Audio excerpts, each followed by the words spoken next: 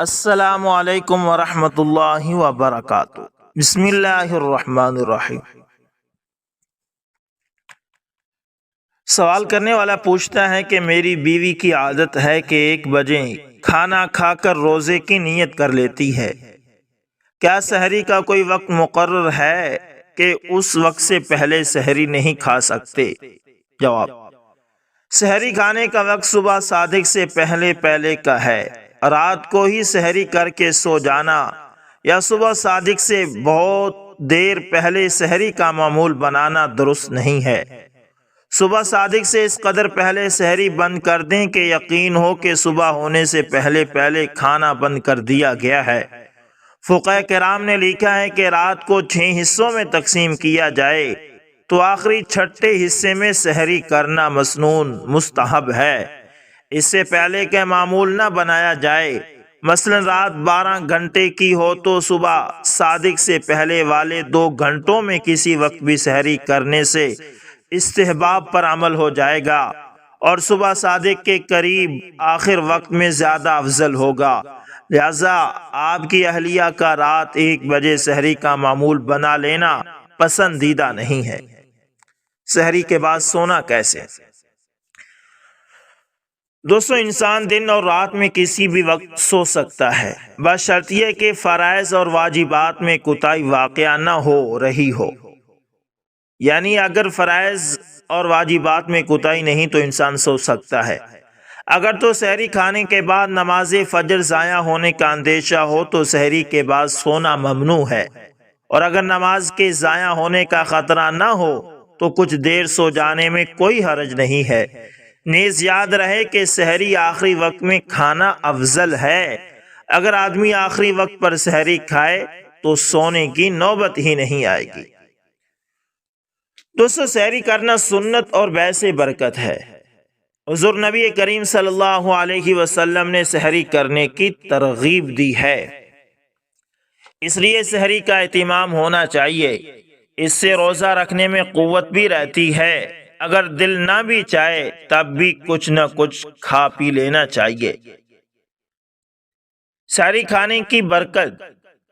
عن انس بن مالک رضی اللہ تعالی عنہ قال قال النبی صلی اللہ علیہ وسلم تسحروا فإن فی السحور برکہ۔ ترجمہ: حضرت انس بن مالک رضی اللہ تعالی عنہ روایت کرتے ہیں کہ حضور نبی کریم صلی اللہ علیہ وسلم نے ارشاد فرمایا کہ سحری کھاؤ، اس لیے کہ سحری کھانے میں برکت ہے۔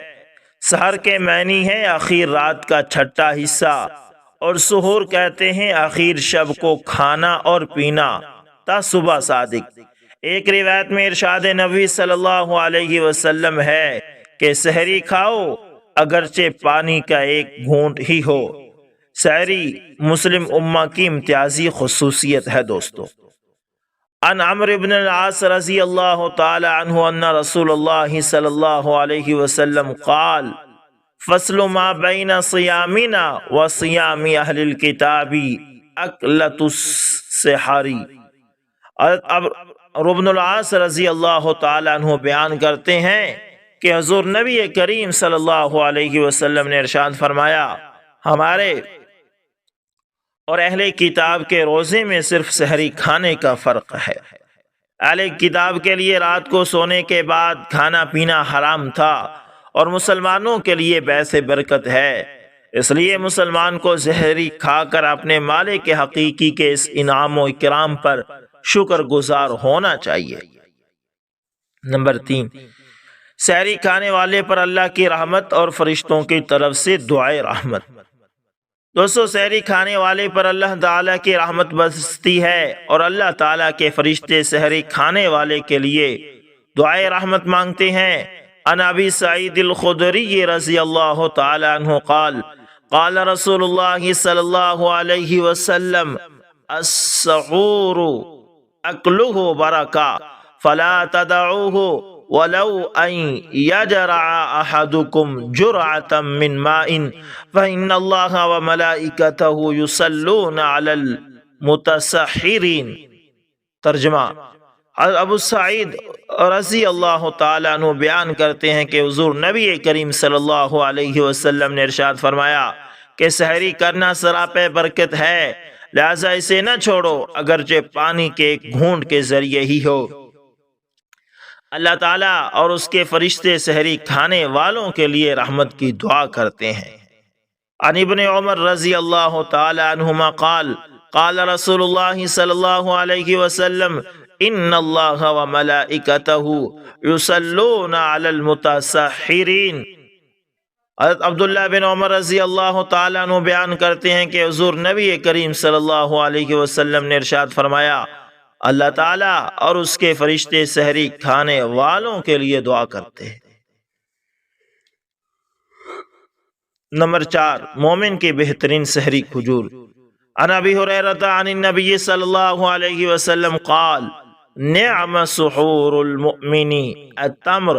ترجمہ، حضرت ابو ہریرہ رضی اللہ تعالیٰ عنہ سے روایت ہے کہ حضور نبی کریم صلی اللہ علیہ وسلم نے ارشاد فرمایا مومن کی بہترین سحری کھجور ہے۔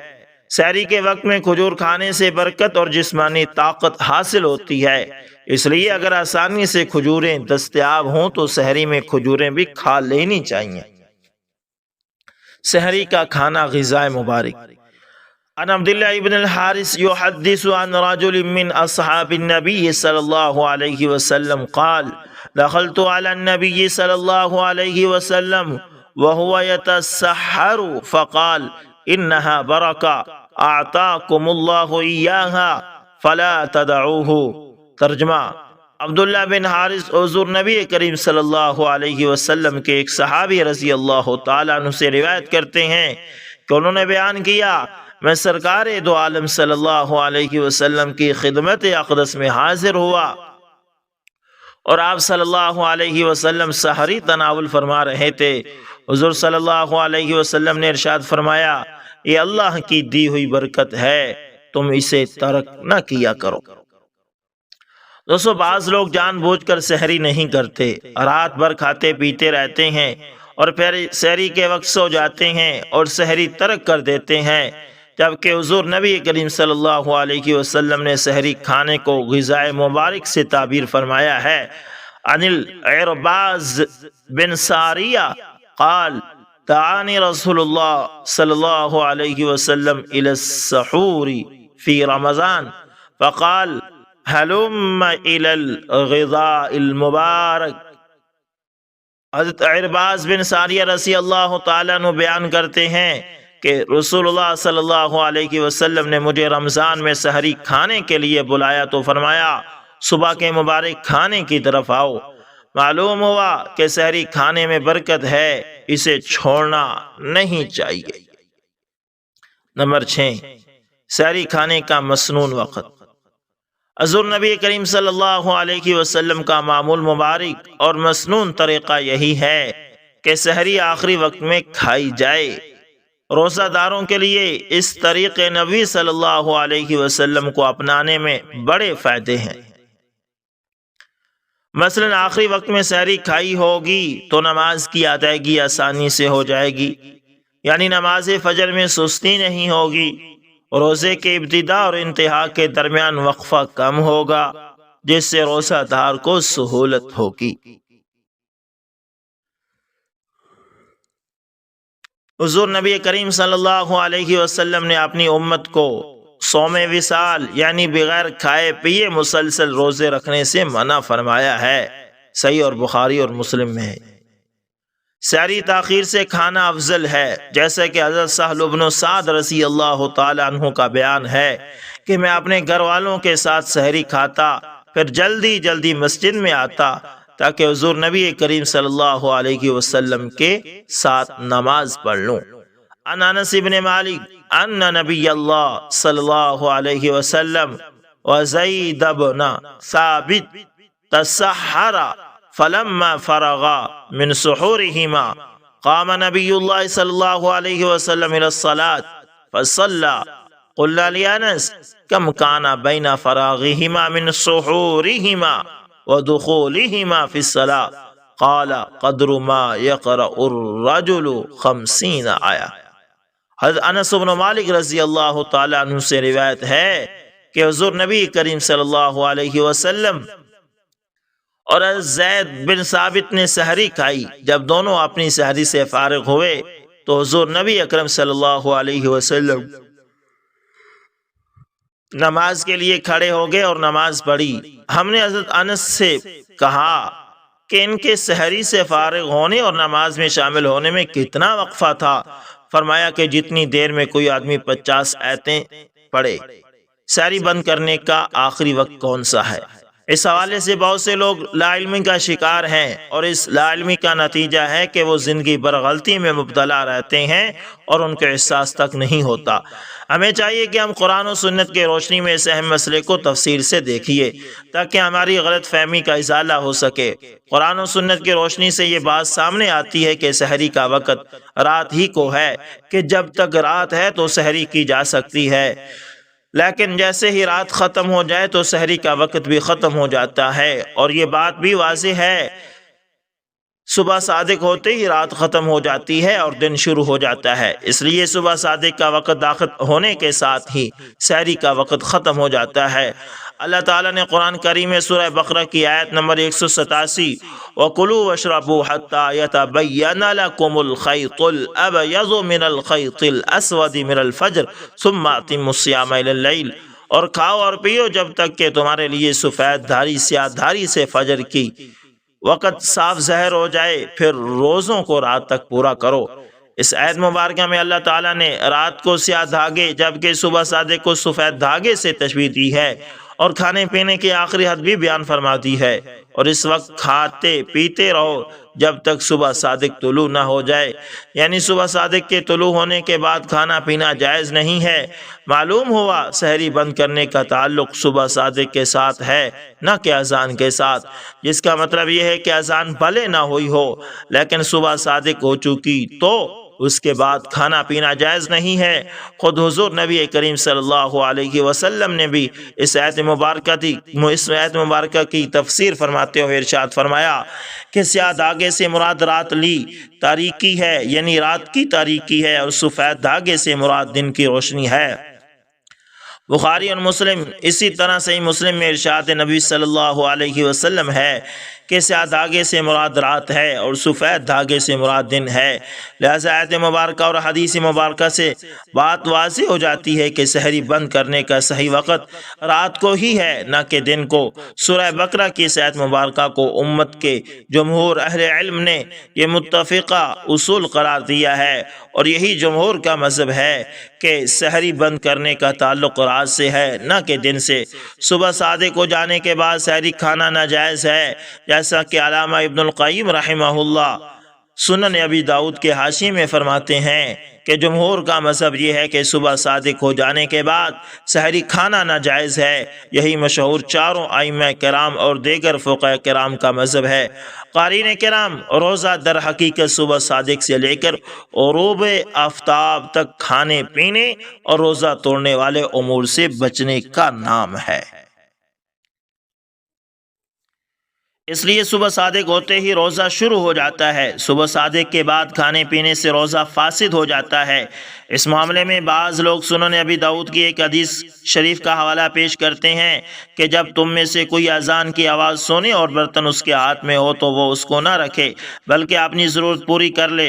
حضور نبی کریم صلی اللہ علیہ وسلم کے زمانہ مبارک میں 2 اذانیں ہوتی تھی، ایک اذان سیدنا بلال رضی اللہ تعالی عنہ اور دوسری اذان سیدنا عبداللہ ابن مکتوم رضی اللہ تعالی عنہ دیتے تھے۔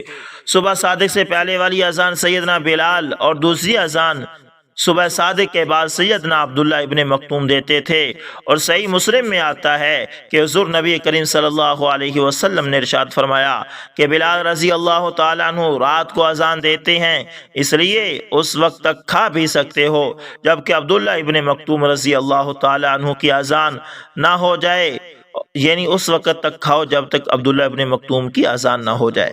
اور یہی مفہوم قرآن و سنت سے ہمیں ملتا ہے کہ اس سے مراد وہی اذان ہے جو کہ صبح صادق سے پہلے دی جاتی تھی کہ جب یہ اذان ہو جائے اور تمہارے ہاتھ میں برتن ہو تو تم اس کو نہ رکھو بلکہ اپنی حاجت پوری کرو، کھا پی لیا کرو، کیونکہ ابھی تک صبح ہوئی ہی نہیں ہے۔ یہ مطلب مراد لینے سے سنن ابی داؤد والی حدیث مبارکہ کا مطلب واضح ہو جاتا ہے، اور قرآن و حدیث میں بہمی ٹکراؤ کی صورت بھی پیدا نہیں ہوتی۔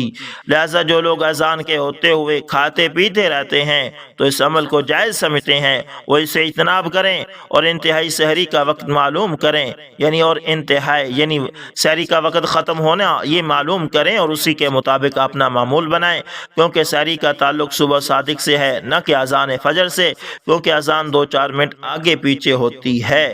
اللہ کریم ہمیں دین اسلام کا صحیح فہم عطا فرمائے اور مسنونہ زندگی پر عمل پیرا ہونے کی توفیق عطا فرمائے۔ ملتے ہیں کسی نیکسٹ اچھی سی ویڈیو کے اندر، تب تک کے لیے اللہ حافظ، جزاکم اللہ۔